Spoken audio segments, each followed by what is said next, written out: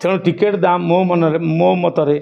150-200 टंका रहिले बोध समस्त को सुहाइला भली हम समस्ते ठीक से खुशी रे भलरे आम यात्रा को देखि पारि ये जो शूटिंग करवा प्रयोजक मान को खर्चांत करवा ए किए हेलिकॉप्टर आणलानी तो क्या हैदराबाद रु कुकुर मगैलानी अरे से मूल्य कौन अच्छी तार लोक यात्रा देखिए आपण ये एलईडी रे चलई देले 5 मिनट तादर किसी फरक पड़ोनी अतीत एमती अनेक अनुष्ठान घटी तार आउटपुट जीरो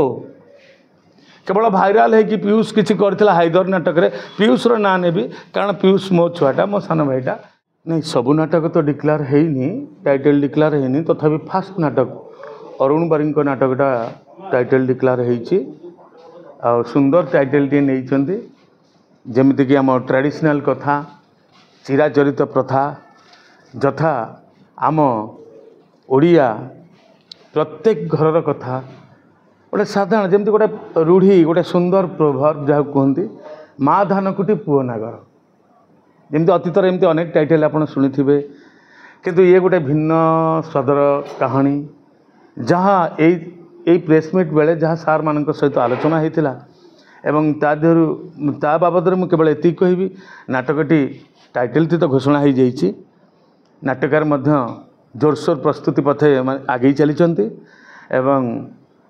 नाटकटी जिते प्रथम नाटकटी आम फास्ट फाइनाल आम जिते दबू से आम सब मीडिया बंधु मानक आम आमंत्रण करूँ निमंत्रण करूँ समस्ते आसबे समस्त उपस्थित रे नाटक मंचस्थ एवं तार आउटपुट कौन बाहरला से माध्यम प्रचार और प्रसार हम आम मुहर अधिका कहवा कि ठीक है नहीं आज्ञा भूल कथा मुझे जिनस फरे नुहे तार कारण मु कहा ना नेबिनी बहुत मोर सीनियर माने मोर कलाकार भाई माने मोर सीनियर माने एमती अनेक किसी करुँच अरे से सबूर मूल्य कौन अच्छी माने कौन अच्छी लोक यात्रा देखिए ये यात्रा पार्टी यात्रा कलाकार आम पार्टी यात्रा पार्टी आम पार्टी कौन से सीरियल नुह आम पार्टी टेलीफिल्म नुह आम पार्टी बड़ पर्दा सिनेमा नुह आम यात्रा करूँ से 20 फुट 20 फुट पेंडाल से आम घर से बगीचा से रेलवे स्टेशन से एयरपोर्ट तेणु से दर्शक स्वतंत्र से बुझी जाती से गोटे जगार आम एत प्रकार अभिनय करूँ सेमती परिस्थिति सृष्टि करूँ एवं से बुझी जाती ये जंगल भितर दौड़ी ये नदी पारे हला ये कौटी खसी पड़ा ये कौटी गाड़ी धक्का हला से भितर आम अनुभव कराऊ से बुझती हृदय को छुए से तो आना यात्रा अधिका कौन कहबी ये जो शूटिंग करवा प्रयोजक मान को खर्चांत करवा ए किए हेलिकॉप्टर आणलानी तो क्या हैदराबाद रु कुकुर मगैलानी अरे से मूल्य कौन अच्छी तार लोक यात्रा देखिए आपण ये एलईडी रे चलई देले 5 मिनट तादर किसी फरक पड़ोनी अतीत एमती अनेक अनुष्ठान घटी तार आउटपुट जीरो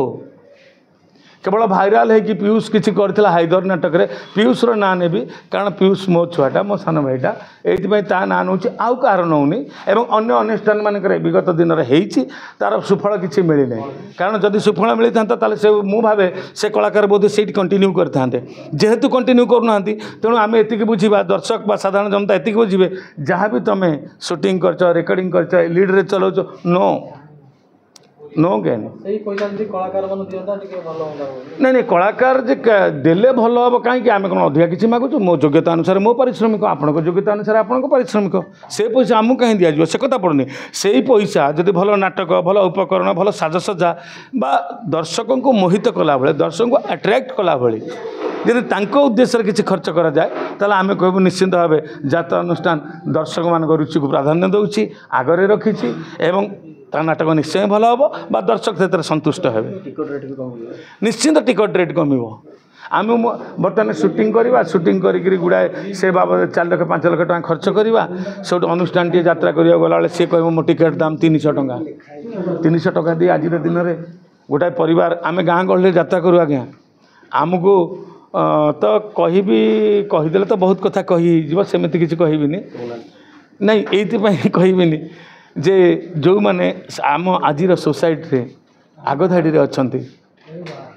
से लयर हूँ मजिस्ट्रेट हूँ डॉक्टर हूँ इंजीनियर हूँ प्रशासनिक सेवा जो माने कार्यरत अच्छा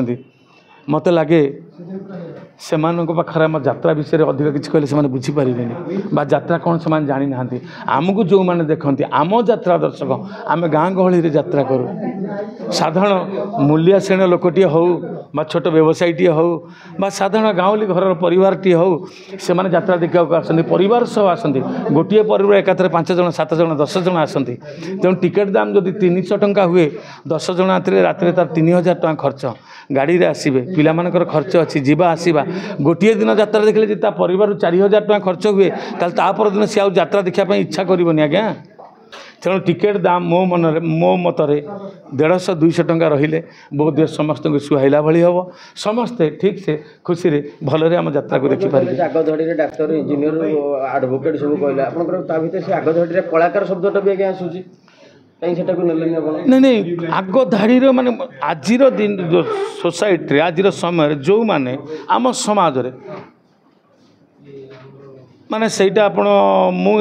ଗୋଟେ ୟୁନିଭର୍ସାଲ ଇଏରେ କହିଦେଲି। ସେ ଶିକ୍ଷାଗତ ଦୂରରେ ନିଅନ୍ତୁ, ବୃତ୍ତିଗତ ଇଏରେ ନିଅନ୍ତୁ, କୌଣସି ବାବଦରେ ଜଣେ ଡକ୍ଟରଙ୍କୁ ସମୟ ଅଛି ନା ସେ ରାତି ଅନିଦ୍ରା ହେଇକି ଯାତ୍ରା ଦେଖିପାରିବେ? ଜଣେ ପୋଲିସ ଅଧିକାରୀ ଯେଉଁମାନେ ବର୍ଡ଼ରରେ ରହିଛନ୍ତି ତାଙ୍କୁ ସମୟ ଅଛି ନା ସେ ଆସି ରାତିରେ? ଆଚ୍ଛା, ଜଣେ ମାଜିଷ୍ଟ୍ରେଟ୍, ଜଣେ ଆଡ଼ଭୋକେଟ୍, ସେମାନଙ୍କୁ ସମୟ ଅଛି ନା ରାତି ଅନିଦ୍ରା ହେଇକି ସେମାନେ ଯାତ୍ରା ଦେଖିପାରିବେ? ତେଣୁ ଦେଖନ୍ତି, ତା ମାନେ ନୁହେଁ ଦେଖନ୍ତିନି ବୋଲି, ଦେଖନ୍ତି। ଯେଉଁମାନେ କଳାରେ ରୁଚି ରଖନ୍ତି, ଯେଉଁମାନେ ଯାତ୍ରାକୁ ଭଲ ପାଆନ୍ତି ସେମାନେ ଦେଖନ୍ତି, ମାତ୍ର ତାହା ହେଉଛି ଗୌଣ୍ୟ। କିନ୍ତୁ ଅତି ବେଶୀରେ ଅତି ମାତ୍ରାରେ ଆମକୁ କିଏ ଦେଖନ୍ତି? ଆମ ଯାତ୍ରାକୁ କିଏ ଭଲ ପାଇବା ଏତେ ଦେଇଛନ୍ତି? ଯାତ୍ରା କାହିଁକି ଆଜି ଏତେ ମାତ୍ରାରେ ଆଗରେ ରହିଛି? ଯେ ମନୋରଞ୍ଜନ ତ ଅନେକ ମାଧ୍ୟମ ରହିଛି, କିନ୍ତୁ ଆପଣ ଚିନ୍ତା କଲେ ଗୋଟିଏ ରାତିରେ ଗୋଟିଏ ଟେଣ୍ଟ ଭିତରେ 3000-4000 ଲୋକ ରାତି ପାହିବା ପର୍ଯ୍ୟନ୍ତ ଯାତ୍ରା ଦେଖନ୍ତି, ତାକୁ ଭରପୁର ମନୋରଞ୍ଜନ କରନ୍ତି ଏବଂ ତାପରେ ସେ ନିଦମଳମଳ ଆଖିରେ ଯାଆନ୍ତି, କିଛି ସମୟ ବିଶ୍ରାମ ନିଅନ୍ତି ଏବଂ ତାପରେ ତାଙ୍କ ବୃତ୍ତିକୁ ସେମାନେ ଚାଲିଯାଆନ୍ତି। ଚିନ୍ତା କଲେ ଆଉ କୌଣସି ସଂସ୍ଥାରେ ଏମିତି ଅଛି? ସିନେମା ଦେଖିବାକୁ ଗଲେ ଆପଣ 2.5 ଘଣ୍ଟା 3 ଘଣ୍ଟାର ଗୋଟେ ସିନେମା ଦେଖି ଚାଲି ଆସିବେ, ତାପରେ ଅନେକ କାମ କରିପାରିବେ। କିନ୍ତୁ ଯାତ୍ରା ଦେଖିଲେ ଗୋଟିଏ ରାତି ଆପଣଙ୍କର ନଷ୍ଟ ହେବ। ତାପରେ ବି ଯାତ୍ରାକୁ କେତେ ଭଲ ପାଇବା ଚିନ୍ତା କଲେ। ଖଣ୍ଡଗିରିରେ 6ଟା 7ଟା ପେଣ୍ଡାଲ, 8ଟା ପେଣ୍ଡାଲ, ପ୍ରତ୍ୟେକ ପେଣ୍ଡାଲରେ 5000, 6000, 7000 ଚେୟାର। ଗୋଟିଏ ରାତିରେ ଓଡ଼ିଶାର ଏମିତି କୌଣସି ମନୋରଞ୍ଜନ ମାଧ୍ୟମ ଅଛି